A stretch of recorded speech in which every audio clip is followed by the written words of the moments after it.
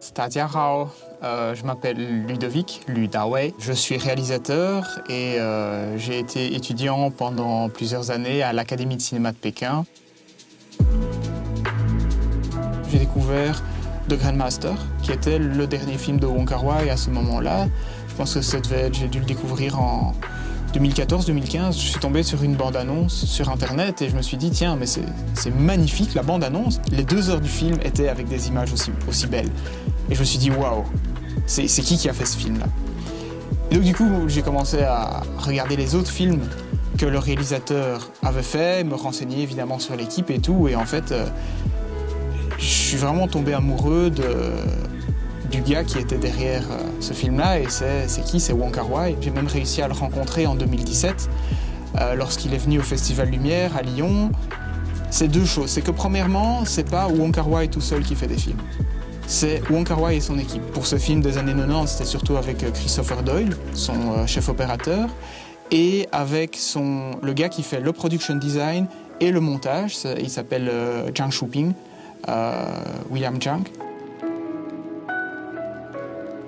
Wong Kar-wai m'a vraiment montré une nouvelle façon de faire du cinéma.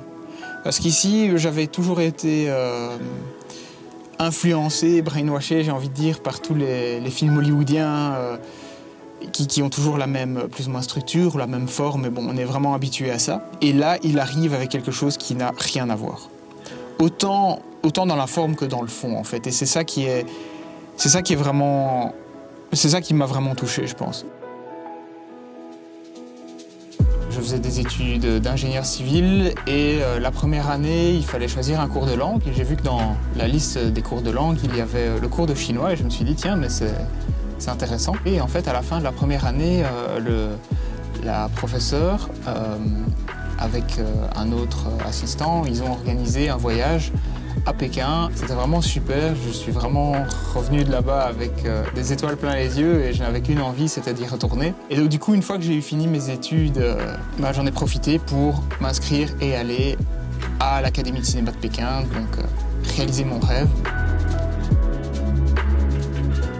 Toutes les grandes stars ou tous les grands artistes du cinéma chinois viennent de l'Académie de cinéma. Les plus connus, c'est Zhang Yimou, Chen Kaige, donc du coup les grands maîtres de la 5e génération. Et ensuite, après, il y a eu plein de gens, et ils sont quasiment tous, devenus des stars ou des gens qui pèsent vraiment dans l'industrie du cinéma en Chine.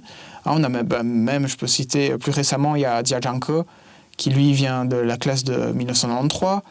On a pour les cinéastes de la 6e génération, il y a Wang Xiaoshuai ou Lou Ye qui viennent tous les deux de la classe de 85. À ce moment-là, il y a un réalisateur français, Régis Warnier, qui a gagné l'Oscar du meilleur film étranger avec Indochine dans les années 90, qui est venu à l'Académie de cinéma. Un gars qui s'y connaissait, qui avait fait des films et surtout qui a pu faire des films dans les années 90. Alors, qu'est-ce que ça a de particulier? C'est que ça a été vraiment les derniers films, les dernières générations, je pense que vers la fin, c'est vraiment 2000-2005, qu'on a vraiment eu des grosses productions dans le monde francophone. Un avantage de l'Académie de cinéma, c'est qu'il y a souvent des grandes stars, comme ça, si on peut dire, même si j'aime pas trop ce mot, c'est plutôt des gens qui ont fait leurs preuves dans le monde du cinéma, qui ont de l'expérience, qui ont déjà fait des grands films, etc., qui viennent souvent partager leur expérience.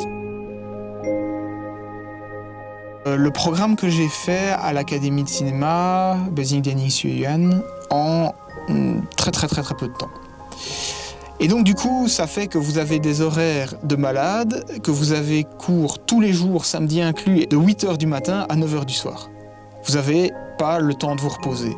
J'ai vraiment senti que j'apprenais quelque chose à force d'avoir vraiment des cours tout le temps. Une autre particularité, c'est qu'en Chine, la location du matériel est beaucoup moins chère qu'en Belgique. Du matériel de très haute qualité, de très haut niveau technologique, dans le sens c'est vraiment tous les tout derniers produits.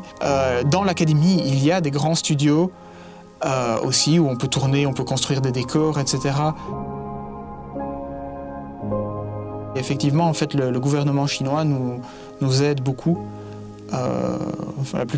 Tous les étudiants étrangers peuvent recevoir justement des aides et en fait la bourse couvre Du coup, les frais d'inscription, donc ça va être le Minerval. Le Minerval est entièrement couvert. Ça propose aussi un dortoir dans l'université, donc on est logé, parce que bon, il faut savoir qu'à Pékin, par exemple, le prix du logement et louer une chambre ou quoi, c'est impayable. Et donc du coup, voilà, on est vraiment logé. Et en plus de ça, on a environ 400-450 € par mois. Et à ce moment-là, c'était le moment où il y avait le Nouvel An chinois. Donc en fait, tous les étudiants chinois étaient déjà retournés chez eux. Et à ce moment-là a commencé du coup les quarantaines. Et donc en fait, les étudiants étrangers qui étaient toujours dans le dortoir à l'académie, et même c'était le cas aussi dans les autres universités en Chine, ne pouvaient plus sortir des universités. On a une académie vide, il me reste 2 semaines avant d'avoir mon vol de retour vers Bruxelles. Qu'est-ce qu'on fait? Bon, moi j'avais envie de faire un film. C'était vraiment une équipe internationale et c'est chouette. Et je vais rebondir là-dessus pour dire qu'en fait, être à Pékin en tant qu'étranger, donc en tant que non-chinois, c'est vraiment une expérience unique de vivre cette vie qui est super multiculturelle, super vraiment internationale.